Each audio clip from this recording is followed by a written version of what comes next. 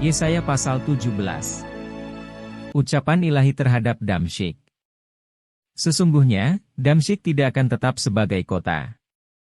Nanti menjadi suatu timbunan reruntuhan. Kampung-kampungnya akan ditinggalkan selama-lamanya. Dan menjadi tempat bagi kawanan-kawanan ternak. Yang berbaring dengan tidak diganggu oleh siapapun. Kubu-kubu akan hilang dari Efraim. Dan kuasa kerajaan akan lenyap dari Damsyik. Juga sisa-sisa Aram, semuanya akan lenyap sama seperti kemuliaan orang Israel. Demikianlah firman Tuhan semesta alam.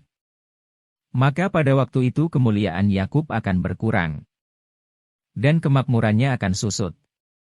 Keadaannya seperti gandum yang digenggam orang untuk dituai. Dan tangannya memetik bulir-bulir. Atau seperti bulir-bulir yang dipungut orang di lembah orang Refaim.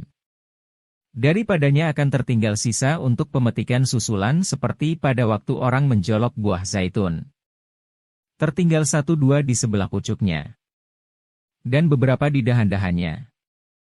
Demikianlah firman Tuhan, Allah Israel.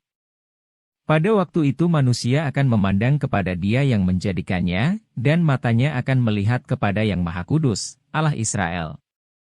Ia tidak akan memandang kepada mezbah-mezbah buatan tangannya sendiri, dan tidak akan melihat kepada yang dikerjakan oleh tangannya, yakni tiang-tiang berhala dan pedupaan-pedupaan.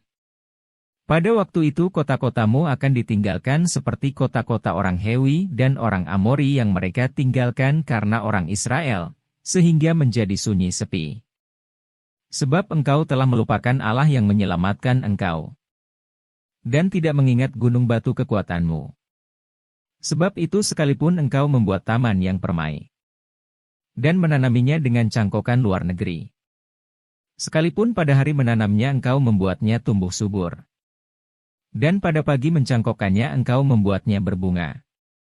Namun panen akan segera lenyap pada hari kesakitan. Dan hari penderitaan yang sangat payah. Wahai! Ributnya banyak bangsa-bangsa. Mereka ribut seperti ombak laut menderu. Gaduhnya suku-suku bangsa. Mereka gaduh seperti gaduhnya air yang hebat. Suku-suku bangsa gaduh seperti gaduhnya air yang besar. Tetapi Tuhan menghardiknya, sehingga mereka lari jauh-jauh. Terburu-buru seperti sekam di tempat penumbukan dihembus angin. Dan seperti dedak ditiup puting beliung. Menjelang waktu senja, sesungguhnya ada kedahsyatan. Sebelum hari pagi, mereka sudah tidak ada lagi. Itulah bagian orang-orang yang merampoki kita. Dan itulah yang ditentukan bagi orang-orang yang merampasi kita.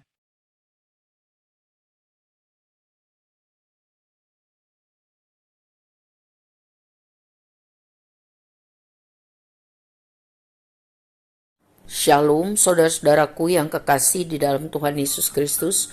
Puji Tuhan kita masih diberi kesempatan hidup dan mempelajari firman Tuhan dari Yesaya pasal 17. Tuhan Yesus memberkati. Saudara, kerajaan utara yaitu Israel bersekutu dengan Syria, dengan ibu kota Damsyik. Dan akhirnya mereka kalah di tangan kerajaan Asyur.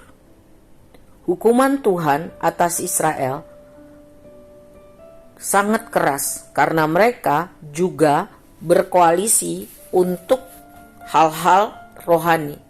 Israel meninggalkan Tuhan, ya, dan mereka tidak mau bertobat, sehingga penghukuman Tuhan datang dan sangat mengerikan.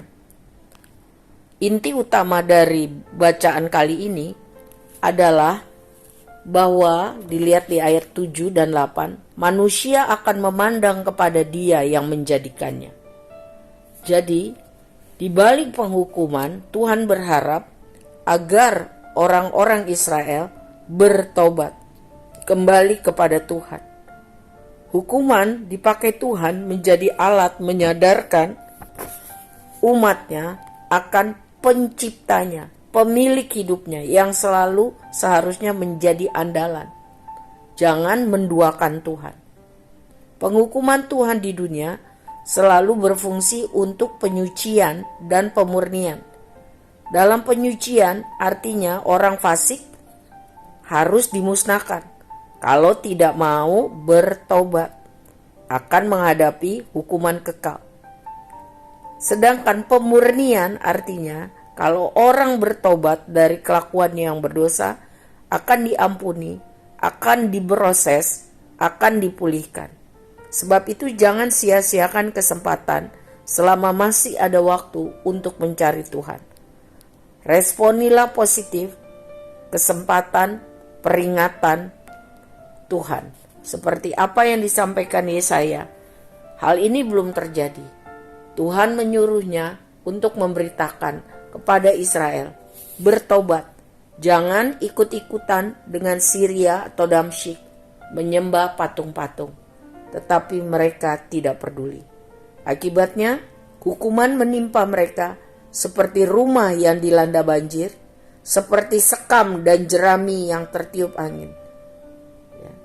Karena mereka menolak untuk bertobat.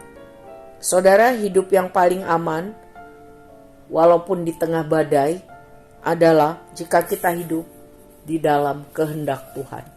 Immanuel, Tuhan beserta kita.